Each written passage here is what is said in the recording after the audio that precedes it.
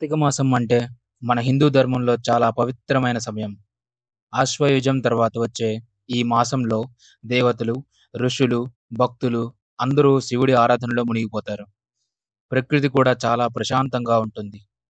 చలి మొదలవుతుంది. అప్పుడు ఉదయాన్నే నది దగ్గర స్నానం చేసి, దీపం వెలిగించి, పూజలు చేస్తే చాలా పుణ్యం వస్తుందని పురాణాలు చెప్తున్నాయి. ఈ మాసంలో శివుడు భక్తులకు దగ్గరగా ఉంటాడని నమ్మకం. మనం వెలిగించే భక్తి దీపాలు మనలోని చీకటిని అంటే అజ్ఞానాన్ని తొలగిస్తాయి. అందుకే దీన్ని దీపమాసం అని కూడా అంటారు. ఇప్పుడు ఒక గొప్ప పురాణ గాథ చెప్తాను. కార్తీక మాసానికి మూలంగా చెప్పబడే ఒక కథ. ఒకప్పుడు దేవతలు, అసురులు కలిసి అమృతం కోసం సముద్ర మథనం చేశారు. మందర పర్వతాన్ని దండంగా, వాసుకి అనే నాగుని తాడుగా పెట్టి సముద్రాన్ని మదించారు.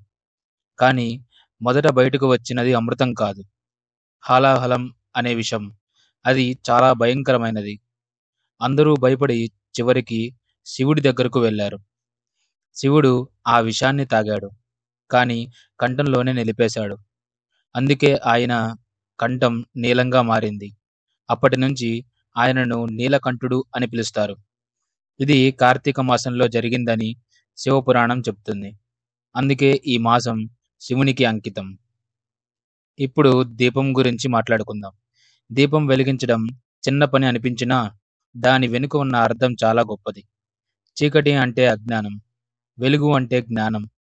దీపం వెలిగించడం అంటే మనలో జ్ఞానాన్ని వెలిగించడం. ఈ మాసంలో వెలిగించే ప్రతి దీపం ముక్తికి దారి చూపుతుందని శాస్త్రాలు చెబుతున్నాయి. దీపం దేవాలయంలో, నదీ తీరంలో, ఇంటి ముందు ఎక్కడ వెలిగించినా పాపం పోయి పుణ్యం వస్తుందని చెప్తుంటారు. దీపదానం శివుడికి చాలా ఇష్టమైన పని. అందుకే ప్రతి భక్తుడు దీపం వెలిగించడానికి ప్రాధాన్యత ఇస్తాడు. ఈ మాసంలో చేసే పూజలు చాలా ఫలప్రదాయంగా ఉంటాయి.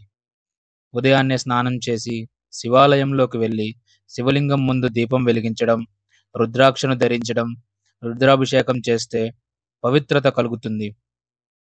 రుద్రాభిషేకం అంటే పాలు, తేనె, నీరు, గంగాజలం, పుష్పాలతో శివలింగాన్ని అభిషేకం చేయడం.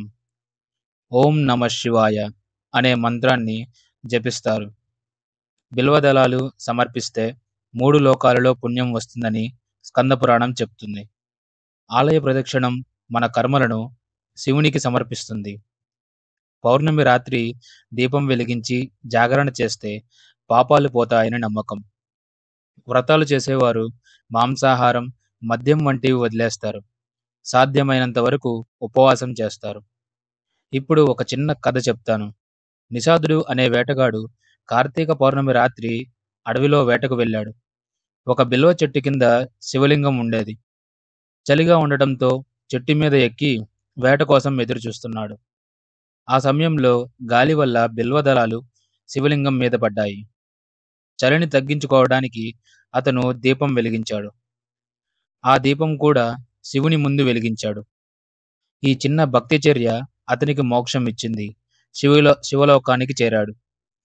ఈ కథ ద్వారా మనం తెలుసుకోవాల్సింది, చిన్న భక్తి కూడా కార్తీక మాసంలో చేసే గొప్ప ఫలితాన్ని ఇస్తుంది.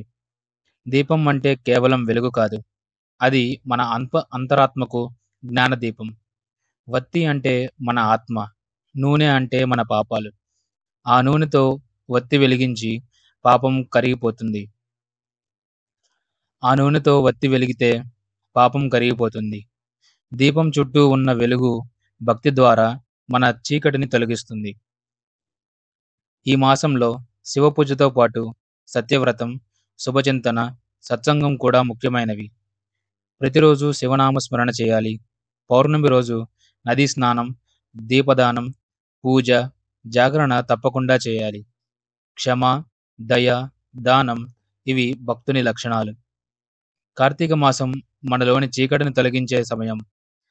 ఒక దీపం వెలిగించడం ద్వారా మనం శివుని ఆశీర్వాదం పొందగలం.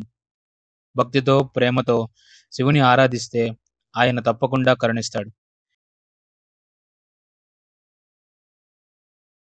మన హృదయంలో వెలిగిన భక్తి దీపమే ఈ మాసం యొక్క అసలు అర్థం. ఈ కార్తీక మాసంలో ప్రతి మనసులో భక్తి దీపం వెలగాలని, శివుని ఆశీర్వాదం మనందరికీ కలగాలని మనస్ఫూర్తిగా కోరుకుందాం.